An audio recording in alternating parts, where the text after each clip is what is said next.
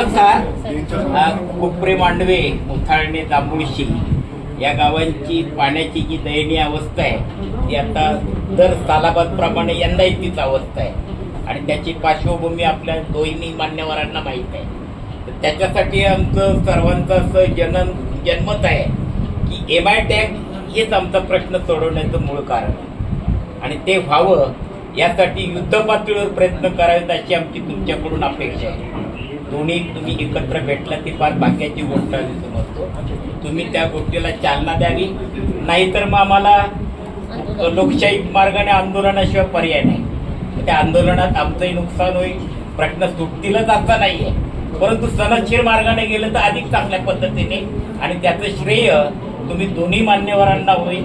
आम्ही तुमच्या विचाराचे आहोत आणि त्यासाठी तुमचे प्रयत्न हे मोलाचे असतील आणि नाहीतर मग आम्हाला स्पष्ट तुम्ही सांगा की तुम्हाला कसा प्रश्न सोडवायचा. नाही, याच्यामध्ये अपडेट ही अडचण मला असेल, अतुल शेटला असेल, ही अनेक वर्षापासून माहिती आहे आणि आम्ही फारशी निवडली यासाठी प्रयत्न करत होतो. याला सुरुवातीपासून एक उत्तर आम्हाला जे देण्यात आलं होतं की जे वॉटर अकाउंट आहे, कृष्णा खोऱ्याचं वॉटर अकाउंटमध्ये पाणी शिल्लक नाही आणि त्यामुळे ही योजना होत नाही असं दिलं होतं.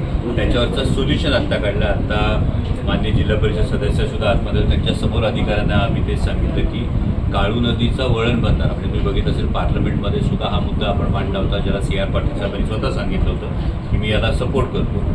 24ला अतुल शेट्टी स्वतः अजितदादांकडून याचा संपूर्ण प्रस्ताव हे होण्यासाठी 25 लाख रुपयांचा त्याच्या सर्व्हेसाठीचा विशेष निधी, विशेष बाब म्हणून, खास बाब म्हणून हा मंजूर करून सुद्धा घेतला होता.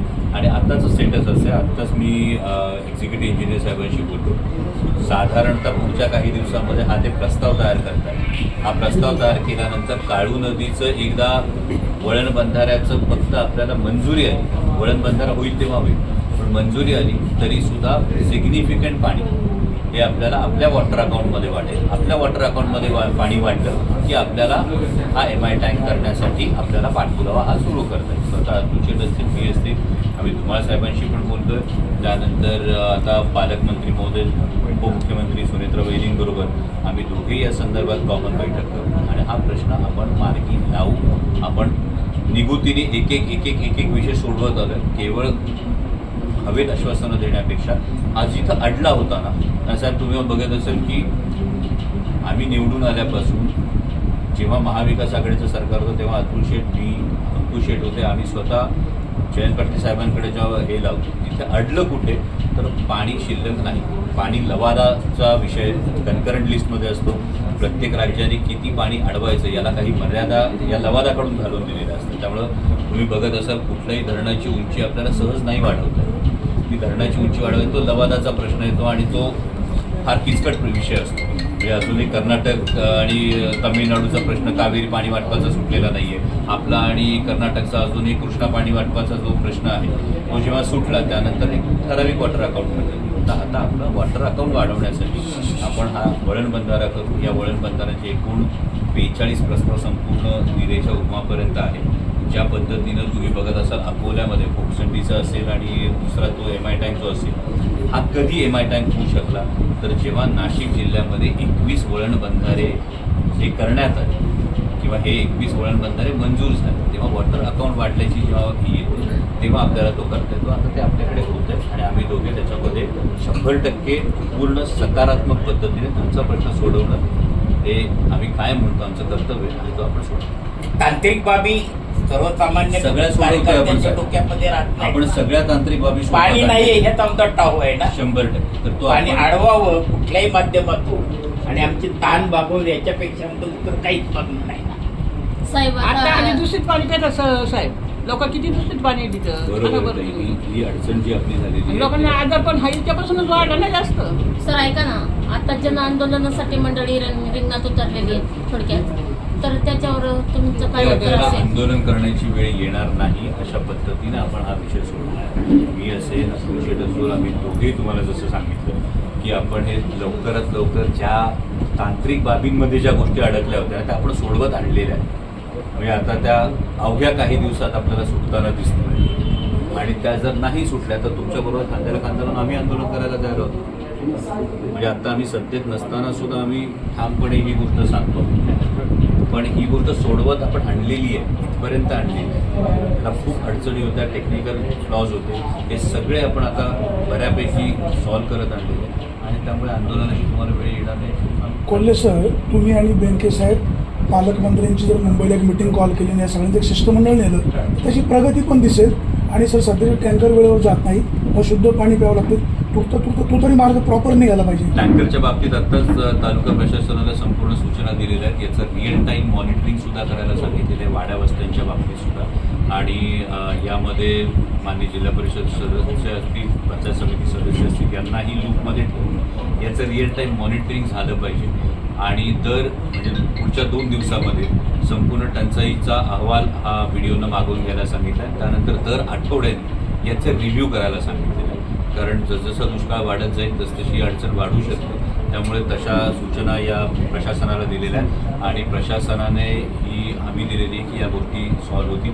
त्याचबरोबर CO साहेबांशी सुद्धा मी स्वतः बोललेलं आहे की आमच्या या संपूर्ण आदिवासी भागातून जे काही ॲडिशनल प्रस्ताव येतील त्याला तात्काळ मंजुरी द्या, त्याला सुद्धा CO साहेबांनी मान्यता दिली. सर, पालकमंत्र्यांची या सगळ्या शिष्टमंडळाचं बैठक कधी होईल? पालकमंत्र्यांची आता अतुल शेठ वेळ घेतील बोललोय आणि मी, आपण नेक्स्ट वीकच्या ट्यूजडे किंवा वेनेसडेला आम्ही दोघं जाऊन भेटणार आहे आणि आपण पण जिल्हा परिषद असेल तिथे 4-5 प्रतिनिधी आम्ही जाऊन भेटून चर्चा करू. सर, आता सकारात्मक मार्ग निघतोय, मग एक मिटिंग होऊ द्यायची. होऊ द्या ना. होऊ द्या.